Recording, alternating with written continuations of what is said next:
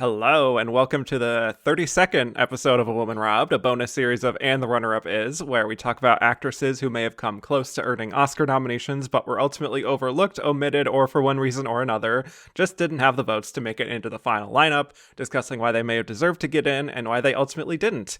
Each episode has its own theme, presented as a double feature, and this week we're going to be covering two performances from films directed by women that were not nominated for Oscars. And my guest today, I am so excited to finally podcast with again. She is a reporter at The Desert Sun and USA Today, critic at Next Best Picture. She joined me on an episode of my Best Actress series on the main show to discuss 1982. Welcome back, Ema Sasic. Hi, thank you so much for having me. Of course. I'm so excited to have you to talk about performances from the 21st century this time. Very recent. Yes, very recent this time, and if there's anything I love more, it's avenging people who have done me wrong. And Yes. the Well, Academy, we need to talk. the wounds are still fresh. Yes. Yes, they are. Okay, well, let's get into it. I presented to my patrons here at And the Runner-Up Is a list of 15 lead actress performances in films directed by women.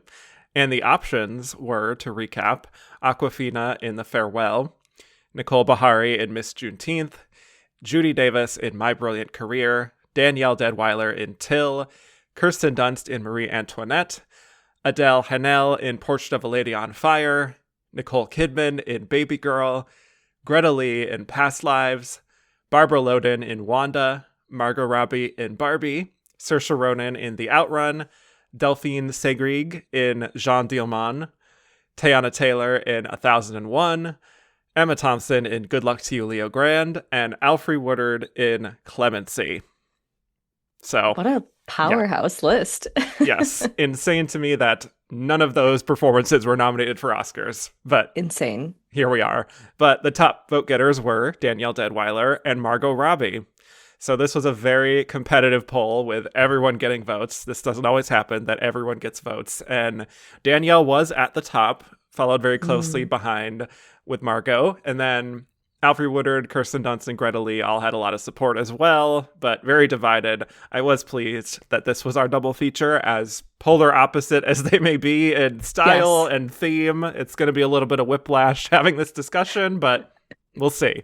But before we delve into Danielle and Margot, Emma, it is an interesting pattern here we have where not that many actresses have been nominated from films directed by women in this category. I do have a list on Letterboxd. There are 35 films, most of which come from the past decade or so. But in the grand scheme of things, that is only 7% of all nominees in Oscar history in this category.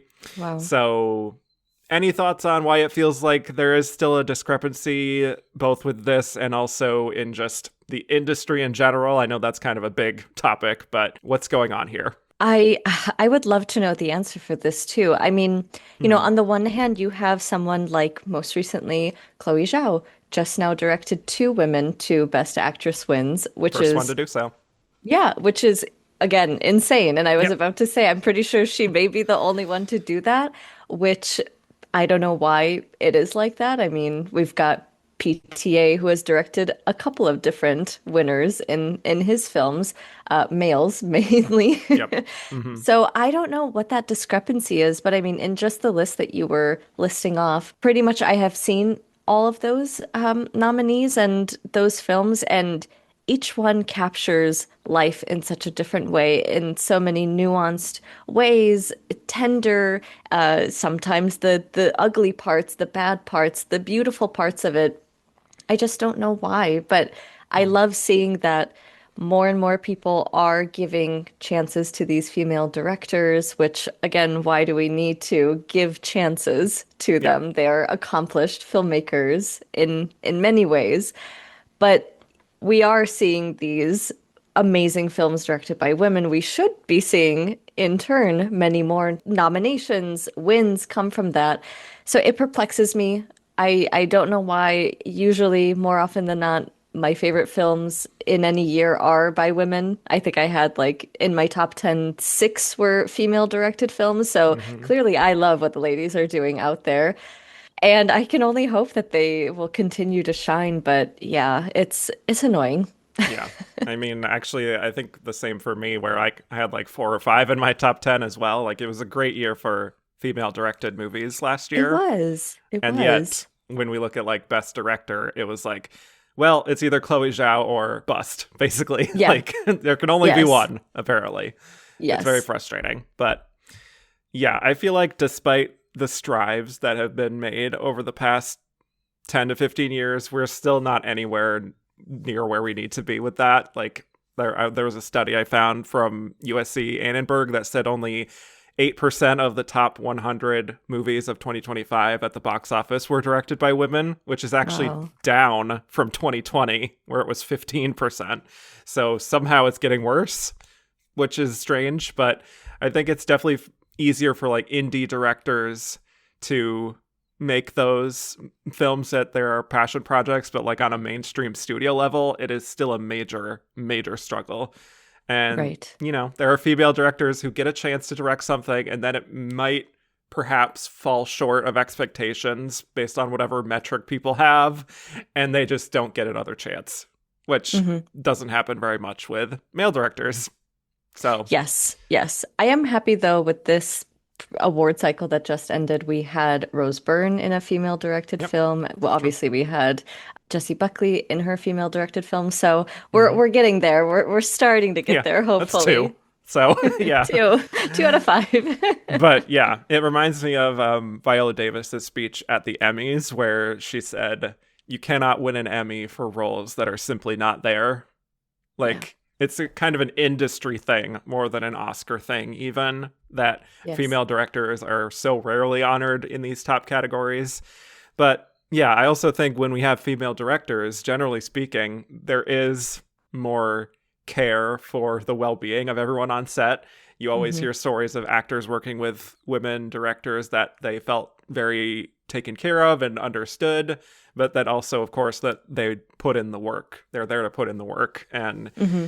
I do think when you have women leading stories about women, more often than not, you do get good results because there is just that inherent sort of knowledge base and a shorthand. And so Yes. I do think that's also the case with both the performances we're talking about today in the Hmm. films. So I think the Academy being still very male, generally speaking, there tends to be that inherent bias when it comes to these kinds of performances that seem undeniable, right? Like, a lot of the ones I listed there is just like, how did these not get recognition? But Yes. there's just that little bias there that, not everyone will admit to, but I think it's there. So, Sadly, they join a lot of company, but like what a yes, great company to be with, because for exactly. a lot of those you're just like this is the career defining performance of insert blank. And Hmm. I'm sure a lot of them, they still have so many great performances to give us, but like Yeah. if that was it, like if you were to cut the career right there, you would say, yeah, I mean, Danielle Deadwyler in Right. Till, fantastic performance. And Margot Robbie. Yeah, And exactly. Margot So, Robbie. okay. Well, on that note, let us get into our discussion today. And we always go in chronological order. So we're starting with Danielle Deadwyler in Till. I will give you a literal description of what I told him. How coming down here, he would have to adapt himself to a different way of life. Be very careful about how he spoke and to whom he spoke, and to always remember to say yes, sir, and no, ma'am. I told him that if ever an incident should arise where there would be any trouble of any kind with white people, that if it got to the point where he needed to go down on his knees before them, well, I told him not to hesitate to do so. Like if he bumped into somebody on the street and they might get belligerent or something. Well, I told him to go ahead and humble himself so as not to get into any trouble. But what? Well, I raised him with love for 14 years. My sudden warnings about hate weren't going to get through. So, Danielle, we sadly have yet to talk about on And the Runner-Up Is because she hasn't been nominated for an Oscar yet, which seems wild when you look at this and you look at the piano lesson and, but To introduce her here, Danielle Deadwyler was born and raised in Atlanta, Georgia. She did local theater in Atlanta for a while before breaking into film, starting with her debut feature role in Across to Bear in 2012, which was a leading role for her. She then did some TV work, notably on The Haves and Have-Nots, Atlanta, Watchmen, and P-Valley. And then Station 11 is where her profile was raised a little more. And then she had this double whammy of The Harder They Fall in 2021 and Till in 2022, which fully, I think, solidified her career moving forward. So Till tells the tragic true story of the murder of a 14-year-old boy named Emmett Till by white supremacists in August 1955 in Mississippi, and his mother Mamie's fight for justice. So this was a huge undertaking, as you can imagine, and Danielle says she took some time to decide if she was actually ready to do this, but she submitted a self-tape and went through a whole process before she was cast, and she and the writer-director Chinanye Chukwu developed a strong working relationship to bring her story to life and to honor her legacy. And Danielle took the responsibility very seriously. I saw this in an interview where she said, there's a silent language when you're doing this kind of work on set. It's a spiritual language. There's an inherent responsibility and respect to this work in general. So, yes, the film is told mostly from the perspective of Mamie, played by Danielle, a mother living in Chicago with her son Emmett, played by Jalen Hall. One day, Emmett goes down to Mississippi to visit his cousins, which makes Mamie very nervous. And after Emmett encounters a white woman at a store, he compliments her, and it leads to her getting her husband and his friends to go after him and ultimately murder him and dump his body in the river. So Mamie hears this tragic news and becomes bereft with grief, and she decides to channel her many feelings into defending her son and taking the case public with a pair of white men charged with this murder, and she eventually goes down and gives her testimony. So, yes, let's get into it, Emma. Did you have any knowledge or history with Danielle before Till? I'm curious about that, and just tell me what you think of her as an actress and this monumental performance here. Yes, I remember. I believe I was probably introduced. Definitely The Harder They Fall. I may have seen her in certain things prior to then, but that really was the first time where I was just kind of like, who is she? Mm-hmm. I really like what she's doing here. I like her vibe. I like her vibe. Yes, Yeah. I do. And really from them, I've just definitely watched everything that she's been in this film, the piano lesson, the Carry On, that film, even though she had like a very small side role and it's so different from what she usually does.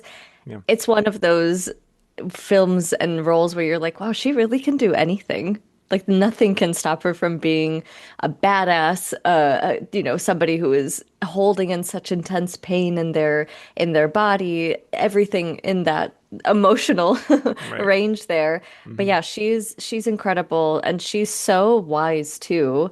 I've had the pleasure of being able to interview her 2 times, and both times I just let her talk because I learned something profound from her, or it's just really fun to hear her thoughts. And so I think she is phenomenal. And every single time I see a movie with her, I'm like, we're gonna get you that Oscar one of these days. We're gonna get you that Oscar. It's insane that it hasn't happened yet. It really is. It seems like spiritually it should have happened by now. Yes, yes. So what was your experience watching Till for the first time? Oh, you mean having a full meltdown and Yes, breakdown in the correct. theater? Yes, Oh, tell it me was about really, that. it was a really fun time. Um, Yeesh. of, of course, I went into Till having known a good majority of the story, not Mamie's story, but in history, in school, we learned of the story of Emmett Till, and so I knew going into it, this is going to be a very, very difficult watch, an important watch because there's a reason why we still discuss this family's tragic story in school. But yeah, I was very, I guess, unprepared for truly how emotional and powerful of a performance she would be giving, where it's not even the moments where she is showing all of the emotions possible. I mean, hearing the news that your son has died, let alone in the horrific way that this little boy had to pass. I mean, understandably, her emotion is going to be really all over the place. And I was moved by that, but even more so, I was moved by these very quiet, soulful, reserved moments where she's just like you can see the story in her eyes. You can see the journey that she's going through, but still like the poise that she is able to show up and face these people and really just the courage to do so while still living in a very, even though it was Chicago where she was living in and not the South, but having to travel down there and having to just present herself in an area where it's not like how it is back at home. I found so many beautiful moments and instances in her performance that altogether it's a miracle and it's incredible to see what she does. But then even when you just look at it from scene to scene, even then you're just like, gosh, how do you prepare for this? How do you